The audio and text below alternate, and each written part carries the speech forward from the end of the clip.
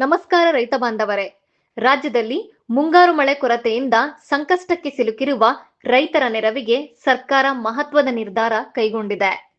ರಾಜ್ಯದಲ್ಲಿ ಮೋಡ ಬಿತ್ತನೆ ಕಾರ್ಯ ನಡೆಸಲು ಸರ್ಕಾರ ತೀರ್ಮಾನಿಸಿದೆ ಎಂದು ಜಲಸಂಪನ್ಮೂಲ ಸಚಿವ ಎನ್ ಚಲುವರಾಯಸ್ವಾಮಿ ತಿಳಿಸಿದ್ದಾರೆ.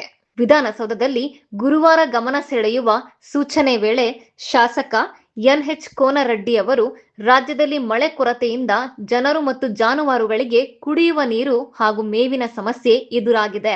ಹಲವು ಪ್ರದೇಶಗಳಲ್ಲಿ ಬೆಳೆಗಳು ಒಣಗುತ್ತಿದ್ದು ಅಂತಹ ತಾಲೂಕುಗಳಲ್ಲಿ ತುರ್ತಾಗಿ ಮೋಡ ಬಿತ್ತನೆ ಕಾರ್ಯ ಕೈಗೊಳ್ಳಬೇಕು ಎಂದು ಸರ್ಕಾರಕ್ಕೆ ಮನವಿ ಮಾಡಿದರು.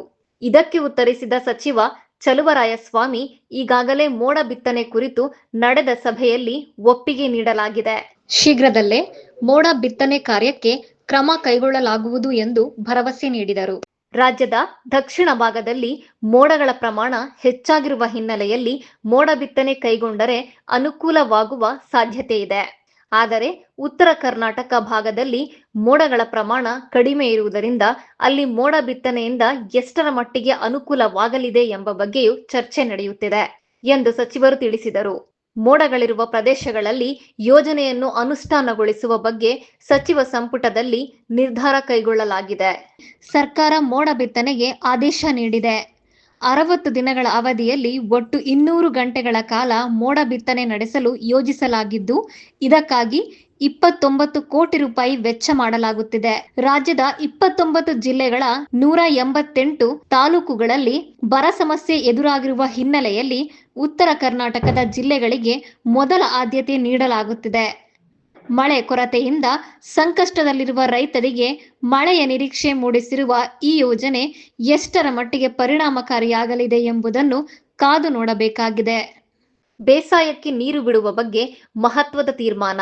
ಇದೇ ವೇಳೆ ಮೈಸೂರು ಮತ್ತು ಮಂಡ್ಯ ಜಿಲ್ಲೆಗಳ ಎಲ್ಲ ಶಾಸಕರ ಸಭೆ ನಡೆಸಲಾಗಿದ್ದು, ಸಂಕಷ್ಟದ ಪರಿಸ್ಥಿತಿಯಲ್ಲಿ ರೈತರ ಮನವಿಯನ್ನು ಪರಿಗಣಿಸಿ 4 ತಿಂಗಳಲ್ಲಿ 4 ಬಾರಿ ನೀರು ಬಿಡುವ ತೀರ್ಮಾನ ಕೈಗೊಳ್ಳಲಾಗಿದೆ ಎಂದು ಸಚಿವರು ತಿಳಿಸಿದ್ದಾರೆ. ಮಳೆ ಹಾಗೂ ಜಲಾಶಯಗಳ ನೀರಿನ ಒಳಹರಿವು ಗಮನಿಸಿ ಮುಂದಿನ ದಿನಗಳಲ್ಲಿ ನೀರು ಬಿಡುವ ಪ್ರಮಾಣದ ಬಗ್ಗೆ ನಿರ್ಧಾರ ಕೈಗೊಳ್ಳಲಾಗುವುದು. ಈ ಸಂದರ್ಭದಲ್ಲಿ ಭತ್ತ ಮತ್ತು ಕಬ್ಬಿನ ಹೊಸ ನಾಟಿ ಮಾಡಬಾರದು. 15 ದಿನಕ್ಕೊಮ್ಮೆ ನೀರು ಬಿಡುವ ಕ್ರಮ ಕೈಗೊಳ್ಳಲಾಗುವುದು ಎಂದು ಸಚಿವರು ತಿಳಿಸಿದ್ದಾರೆ. ಕೃಷಿ ಇಲಾಖೆ ಮತ್ತು ನೀರಾವರಿ ಇಲಾಖೆಯಿಂದ ರೈತರಿಗೆ ಈ ಕುರಿತು ಕರಪತ್ರಗಳ ಮೂಲಕ ಮಾಹಿತಿ ನೀಡಲಾಗುವುದು. ಕಾವೇರಿ ಮತ್ತು ಕಬಿನಿ ಜಲಾಶಯಗಳ ಬಗ್ಗೆಯೂ ಸಭೆ ನಡೆಸಿ ಮುಂದಿನ ತೀರ್ಮಾನ ಕೈಗೊಳ್ಳಲಾಗುವುದು ಎಂದು ಜಲಸಂಪನ್ಮೂಲ ಸಚಿವ ಎನ್ ಚಲುವರಾಯಸ್ವಾಮಿ ತಿಳಿಸಿದ್ದಾರೆ. ಮಳೆ ಕೊರತೆಯಿಂದ ಕಂಗಾಲಾಗಿರುವ ರೈತರಿಗೆ ಸರ್ಕಾರದ ಈ ಮೋಡ ಬಿತ್ತನೆ ನಿರ್ಧಾರ ಎಷ್ಟರ ಮಟ್ಟಿಗೆ ನೆರವಾಗಲಿದೆ ಎಂಬುದನ್ನು ಕಾದು ನೋಡಬೇಕಾಗಿದೆ. ಈ ಮಾಹಿತಿ ಕುರಿತು ನಿಮ್ಮ ಅನಿಸಿಕೆ ಅಭಿಪ್ರಾಯವನ್ನು ಕಮೆಂಟ್ ಮಾಡಿ, ಶೇರ್ ಮಾಡಿ ಮತ್ತು ಸಬ್ಸ್ಕ್ರೈಬ್ ಮಾಡಿ. ನಮಸ್ಕಾರ.